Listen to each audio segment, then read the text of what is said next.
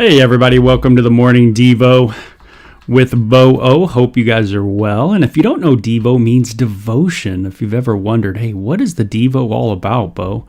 Well, Devo just is short for devotion, and these are my devotions that I actually walk through the Bible. I've always loved doing that ever since I started reading the Bible around 17, 18 years of age, and I just kept doing it. And lo and behold, it really was a lot different from the way I was raised and how I thought about things.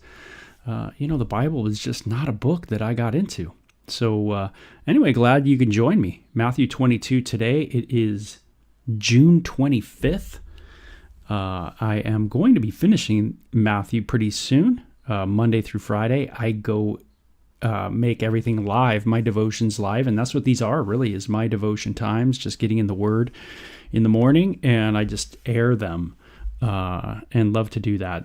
I really do believe that if people read the Bible, that they would definitely get a lot of their questions answered about God, about our world, about why our world particularly is the way it is, in a natural way and in a social way. I think a lot of people like myself that grow up, we're just super ignorant of the Bible. So we, in a sense, listen and hold on to other people's takes, other ideas, other thoughts, because everybody is getting their information, if you will, from someone or something. It's just always the question of what is that information that you're getting. So anyway, going through the Bible, it's very interesting. A lot of people in the church environment don't even go through the Bible themselves as well. So let's see what Jesus is going to talk about in Matthew 22. I think you'll find Jesus just continues on this streak of super honest assessment of us human beings. He's dealing with the humans of his time 2,000 years ago in Israel, and not much different than us today, that's for sure. No difference, really. So you could always check out the archives at my YouTube channel. Go to YouTube, search bar, Bo Willett, name's there in the top right, or you can go to bowillett.com. It's my catch-all kind of website of different things I post over different platforms. So it says, Jesus also told them other parables. And the kingdom of heaven can be illustrated by the story of a king who prepared a great wedding feast for his son. And when the banquet was ready, he sent his servants to notify those who were invited, but they all refused to come. Okay, a wedding.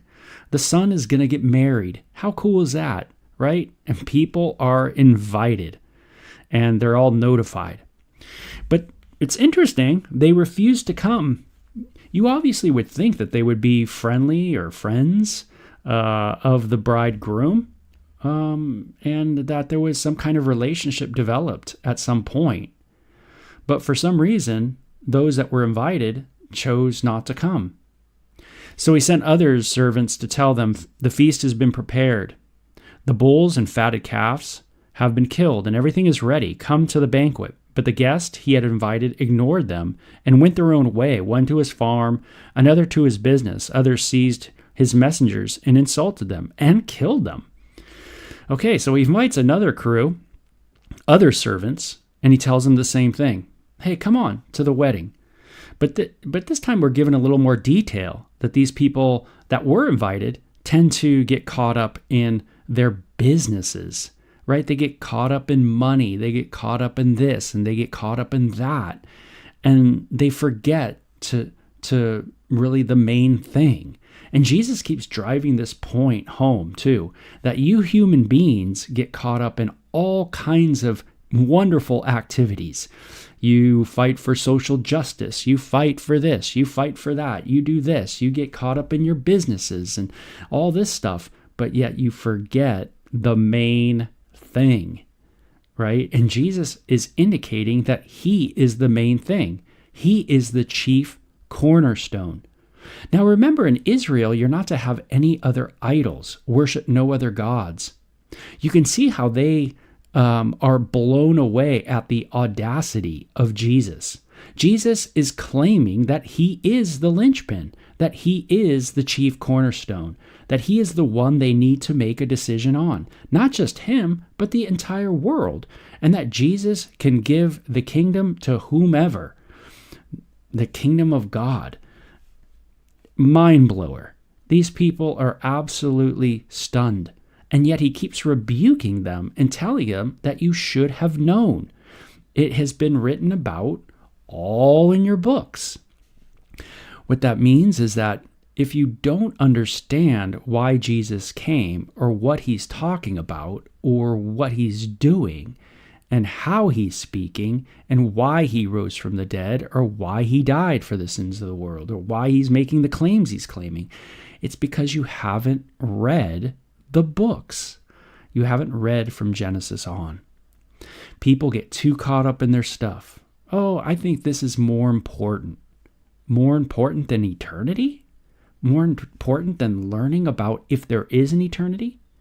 More important about learning about one, obviously one of the most important people to ever walk the planet, if not the most important person to ever walk the planet, this person, Joshua from Israel? But no, do we see irrationality today? Do we see a world that is irrational? It doesn't make sense what they're doing. They're not making any logical sense at all. People being activists they don't even know why they're doing what they're doing. People hating people, but they don't know why they hate them. It's really interesting. So others killed these people that went out to invite those to the wedding. The king was furious, and he set out his army to destroy the murderers and burn their town. And he said to his servants, "The wedding feast is ready, and the guests I invited aren't worthy of the honor. Now go out into the street corners and invite everyone you see." So the servants brought in everyone they could find, good and bad alike, and the banquet hall was filled with guests. But when the king came in to meet the guest, he noticed a man who wasn't wearing the proper clothes for a wedding. "Friend," he asked, "how is it that you are here without wedding clothes?" But the man had no reply. Then the king said to his aides, "Bind his hands and feet, and throw him into the outer darkness, where there will be weeping and gnashing of teeth. For many are called, but few are chosen." Man, this is an interesting parable. You definitely might want to go to enduringword.com and listen to my friend David break this down in one of his commentaries on the book of Matthew, chapter 22. That's enduringword.com. You'll find that resource very, very beneficial to you. But just so you know, here you see Jesus giving a really hardcore rebuke about, everybody's now invited. All kinds of people come into the wedding feast. It's going to be a interesting motley crew that come in to this festival, this wedding feast. Good and bad alike, wheat and tares alike, right? The good stuff and the not so good stuff. And there's going to be people that will be judged that shouldn't be there, but are there. And there's going to be this interesting work of the kingdom going on where there's going to be good and bad alike, and they're going to be dwelling together. They're both going to be at the feast, but they're both going to be close proximity, but there will be utterly a judgment that will take place of really where people truly are at, and if they're prepared to go into the wedding. Are they really ready? Do they have the right garments on? You got to be, the Bible talks about being washed, right? Washed with pure water. The idea is being clean, being cleansed. Approaching God without being cleansed doesn't sound like a fun thing. To approach a holy and righteous God But yet to be guilty, to be knowing that you broke the law, to go into a court knowing that you broke the law would be intimidating. Having to go to trial knowing that you are guilty would be a very difficult task for sure. And, just think about if you had to approach a perfect being in your imperfection. You need to be wearing the right clothes. Are you clothed with the righteousness of Christ? With the clothes of Christ? Is he your covering? And that's what you need. You need someone to deal with your sin, cover it, wipe it out, remove it as far as the east is from the west. And you need to be given new garments. This man comes in there and he's not wearing the right attire, and judgment happens. You might think, oh yeah, I'm gonna just get my own religious thing going on. I'm just gonna fit in. I'm just gonna kind of creep into the church. I'm just gonna kind of creep into the thing, and I'll just fit in. But really, there's no relationship with the Lord. There's no relationship with Jesus. You're not clothed with the proper garments. Whoa, man, could you imagine Jesus saying this to the religious leaders? You guys are invited, but you don't even come. And the invitation keeps going out. And then there's all kinds of people that end up at this wedding. But some people just aren't even clothed right. Right? They haven't come in the right way. They're not ready. They're not prepared for the wedding. It's definitely one of a rebuke for those religious leaders that thought they were in. You think you're in, by a sure bet, kind of thing. You Pharisees, you think you're so in, but man, you're invited, but you don't even want to go. You're not even clothed right. You could see these kind of things hitting the hearers of Jesus. Many are called, but few are chosen. What? You mean we're not chosen? That would have been the reaction. You mean we're not there? That again, Jesus coming against that pride and that cockiness. Today, am I going to walk real cocky? Am I going to walk real prideful today? Am I going to really approach God in my own good deeds? Or can I ask for the cloth of Christ, the covering that Christ provides, so that I can approach God in a rightful manner, in a humble manner? It says, then the Pharisees met together to plot how to trap Jesus into saying something for which he could be arrested. Hey man, we got to get this guy killed. And we got to get him arrested first. And they sent some of the disciples along with their supporters of Herod to meet with him. Teacher, they said, we know how honest you are. You teach the way of God truthfully. You are impartial and don't play favorites. Don't you love that about Jesus? He's looked at as someone who doesn't play favorites. Do you? What kind of favorites do you play? How do you play favorites? Jesus doesn't show partiality. And the Bible does teach that we shouldn't show partiality. Just because someone, makes a lot of money, wears amazing clothes, that doesn't mean we are to treat them any different than anybody else. How much does this world, how much is this world moved by favoritism? Meaning favoritism is displayed. People treat other people different because of certain positions of power, prestige, fame, riches, those kind of things. You could see that even back then the world was the same way. Jesus stood out. He was different. He was honest. Am I honest? Is there real honesty in me? Or is it really all pretense? And those are hard questions. A lot of us don't like to ask these questions to ourselves because we know the answer, but we're scared of that answer. But thing is this is why Jesus has come, is to save us.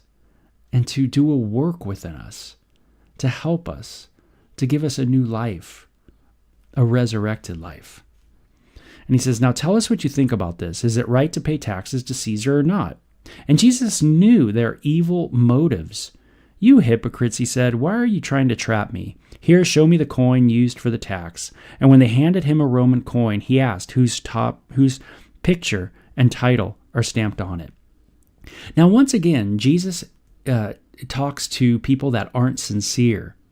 They're not really asking sincere questions, but the beautiful thing about Jesus is he answers them anyway. Jesus wasn't really too taken back by all the comments in the comment corner. He didn't get ruffled by them.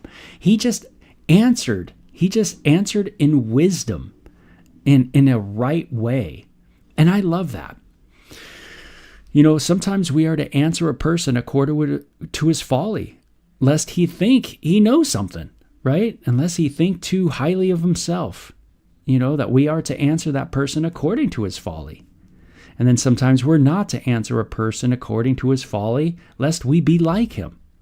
There's a discernment there in answering questions that aren't sincere for sure. And we need to be able to think about it. Should I answer this question? And I just love that Jesus tends to look at the religious leaders. He knows their intention, but he presents his evidence. Jesus presents the evidence for who he is, the Messiah, by answering these questions, by obliging them. The way he does it, though, is awesome. Whose picture is stamped on it?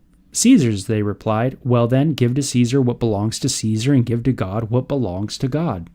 So Jesus answers in a way that leaves them kind of amazed, and they go away. They literally can't ask another question. They're stunned by it. That makes a lot of sense. There's a lot of wisdom in that answer. Give to God the things that are God, and give to Caesar the things that are Caesar's. So Caesar can have some demands, and God has some demands. Are you going to pay attention, not just to one, but to both of them? Are you going to walk humbly with Caesar? And are you going to walk humbly with God? And can you do that both at the same time? Jesus says, yes. Yeah. Instead of arguing about Caesar and arguing about God, why don't you simply walk humbly with both? Do it that way. Again, Jesus stresses that walking, with a humble heart. And a humble heart is really a submitted heart. It's one that volitionally comes underneath someone. Not coercively, not forcibly, but voluntarily. You volitionally understand your position and you fall in line. And Jesus says, render to the things that are Caesar, fall in line with that. You need to pay taxes. They're asking you to pay taxes. Pay them. What is God asking you to do? Come in line. Fall underneath the leader. It takes a humble heart and a submitted heart to do these things. So Jesus presses upon them, again, the contrast between their pride and humility. That same day, Jesus was approached by some Sadducees, religious leaders who say there is no resurrection from the dead. They posed this question, Teacher, Moses said if a man dies without children, his brother should marry the widow and have a child who will carry on his brother's name. So this is in the Torah, the writings of Moses, the first 5 books of the Bible. Well, suppose there were 7 brothers. The oldest one married and then died without children. So his brother married the widow. Then the second brother also died, and the third brother married her. This continued with all 7 of them. Last of all, the woman also died. So tell us, whose wife will she be in the resurrection? She married all 7. And for all 7 were married to her. So, we got you, Jesus, in some cool religious quandary. Don't you love that so many YouTube clips are just about this? They're just about suppose da-da-da-da-da-da-da-da and this and that, and they become a waste of time. Why are we even listening to this stuff, right? That's why it's good to just go through the Bible. Just read through the Bible. And before you get out, get to your YouTube clip or whatever of flow charts and all this stuff and all the diagrams and all that, just simply read through the Bible. But I don't have time. I want the flow charts. I want the breakdown. You're getting way ahead of the game. You're not even familiar with the texts. And yet you're already on the flow charts, Get familiar with the writing. And Jesus replies, your mistake is that you don't know the scriptures. Now, can you imagine him saying this to Jewish religious leaders? People that have hung out in these synagogues and different places and religious, having festivals all the time. And he says, you don't even know the scriptures. You haven't even read it right. If you have read it, you've skimmed over it. You just don't really know the text. It's a radical rebuke, and you don't know the power of God.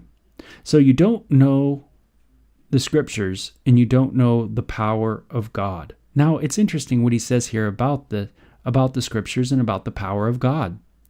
For when the dead rise, they will neither marry nor be given in marriage. In this respect, they will be like the angels in heaven. But now as to whether there will be a resurrection of the dead, haven't you ever read about this in the scriptures? Long after Abraham, Isaac, and Jacob had died, God said, I am the God of Abraham, the God of Isaac, and the God of Jacob. So he is the God of the living, not the dead. So the power of God is equated to the resurrection. Haven't you read the Bible, dude?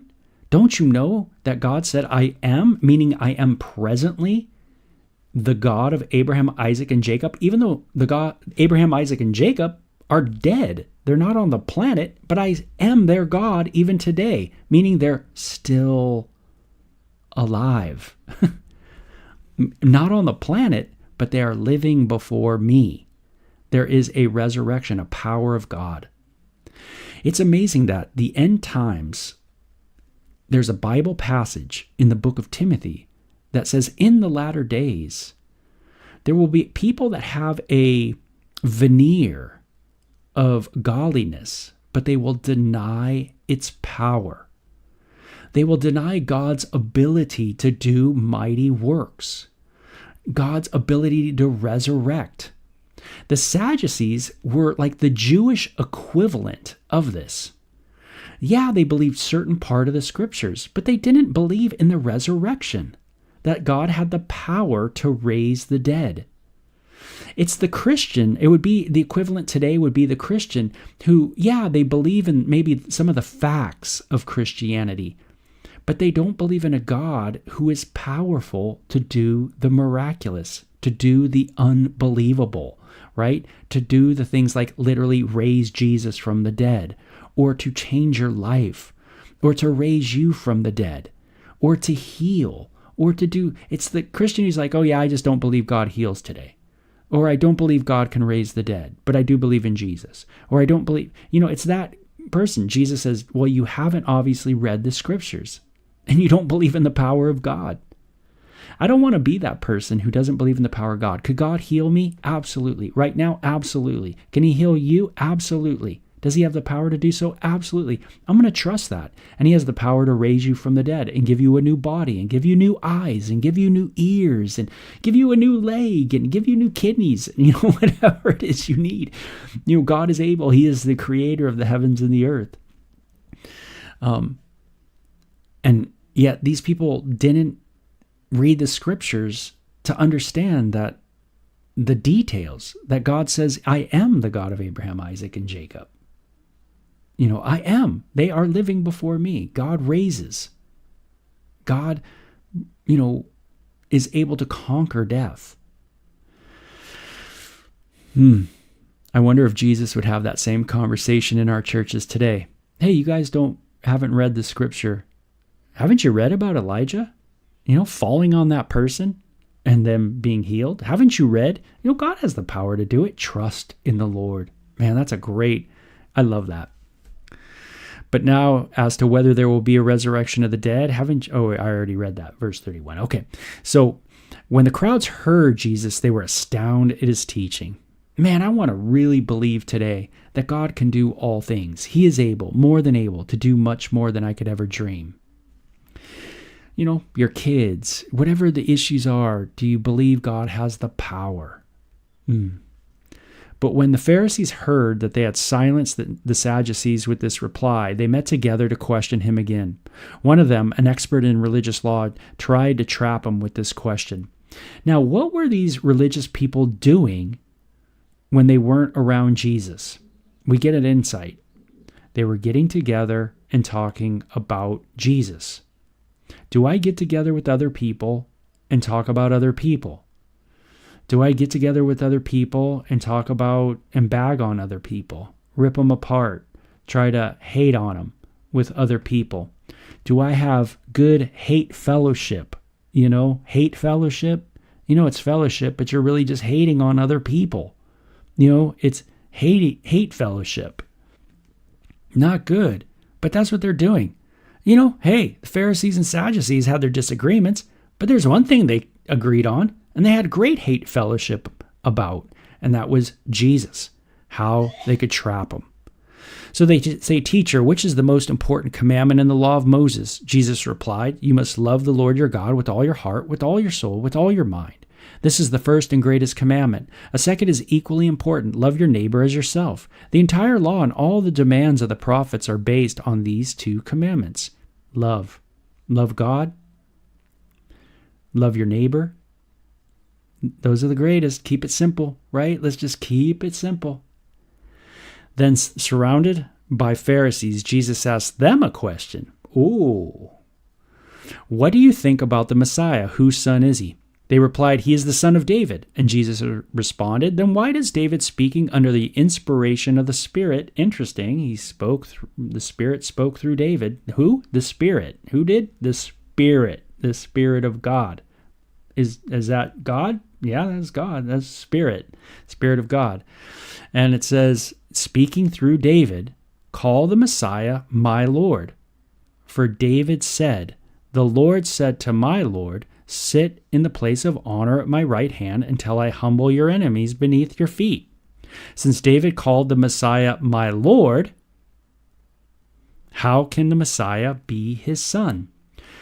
Okay, if David already knows the Lord, and the Lord is the Messiah, is the Trinity a New Testament concept? No. No. You got to read the Bible. Just get in Genesis and start reading. At least read 3 pages, and hopefully you'll see it right there.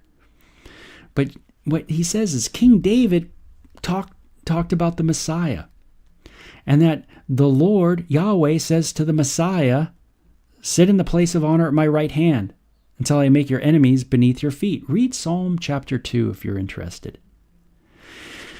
And so you see God, Yahweh, calling the Messiah Lord, then how can he be his son? Now, Jesus does this to help them understand that he's both. He is the Lord, the Messiah,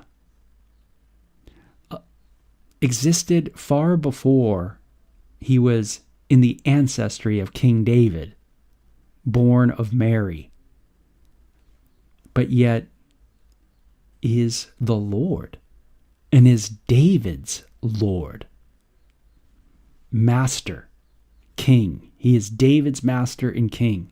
He is both. And they're kind of blown away by Jesus's Bible study. And they asked him no more questions. Do we really want to get into a Bible study with Jesus? That's what they're thinking. Is this really a good idea to get into a Bible study with this guy? Because he tends to know way more than us. And his breakdowns of the Bible are so detailed. Everything, he really knows what he's talking about. And that can intimidate someone who wants to stay in power. stay in a place of prestige, a place of social respect. Do we really want this guy around? Because he knows more than us. And he's going to take all of our mojo. And so we're going to have to deal with him. Why is it that we hate other people? Is it because we're jealous of them? Envious of them? Why do so many people hate Taylor Swift? Why do people put down, how many Instagram reels are just, and TikTok videos are just about people hating on people? Politically, entertainment-wise, just you name it. It's so much hate. No wonder we're so depressed. No wonder we have so much anxiety. We are in hate fellowship constantly. Just a constant reel of hating people. So we're reinforcing jealousy and envy and, all this ugly stuff over and over. And we see it in all of us humans. Oh, I want to show you how this person crashed. I want to show you all the crashes. I want to show you this. I want to show you that. And this is how I'm going to make money, is to hate on people, make fun of people, ridicule people, mock people. And that's how I make my living. Wow. We are lost. We have lost it as human beings. Absolutely have gone seriously crazy. And Jesus's life and arrest and death is just the tip of the iceberg to just how nuts we are as human beings. Where even if the righteous Lord and King were to be in front of your face, breaking down truth to us, we would find something to hate and a way to exploit and to use. We need salvation so much. It's it's just so scientifically a fact that this world is lost.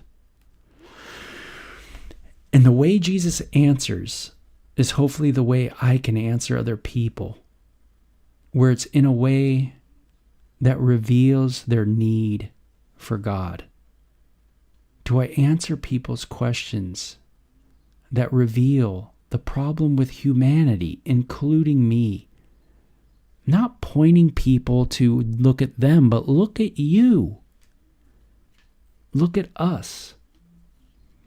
Jesus answers in ways that really make people think, but don't get me wrong, it also increased the amount of hate. They didn't want to deal with all their envy and jealousy and positions of power. And again, the theme is not wanting to walk humbly at all. And so if there's anything about chapter 22, it's a contrast of the humble, those who are ready, those who have been clothed with Christ, and those that harden their heart and that become stubborn and just are into exploitive behavior to use people. And Jesus reveals that in them. And in turn in us as humans. So, cool. Okay, that's chapter 22.